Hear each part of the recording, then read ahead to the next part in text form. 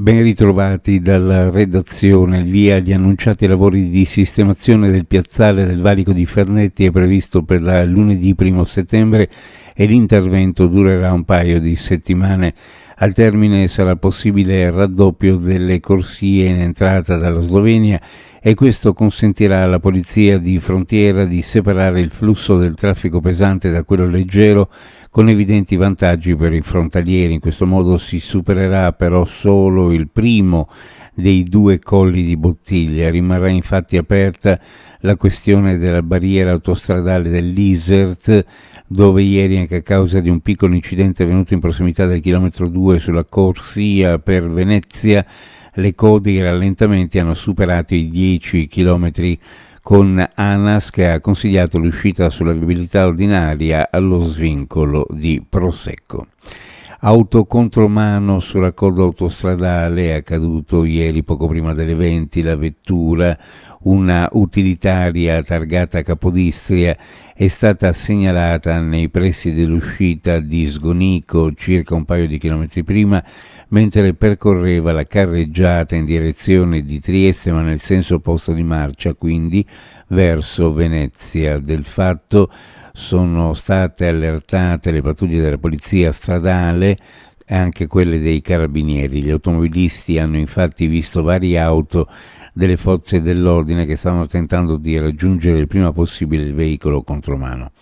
L'automobile fortunatamente è stata fermata in tempo, non è stato chiarito dove esattamente e non si sono verificati incidenti, come ha confermato nel corso della serata la centrale operativa della Polstrada. È probabile che sapessero dove colpire, tanto che hanno abbandonato un furgone rubato dopo averlo usato per, si sospetta, il trasporto dei materiali rubati. A fare le spese di 2 furti con tutta probabilità collegati sono 2 ditte di Pavia di Udine, la General Utensili SRL e la Universal SRL, a cui sono stati sottratti oggetti dal valore totale prossimo a 100.000 euro. La prima delle 2, colpita più gravemente, era anche l'unica assicurata.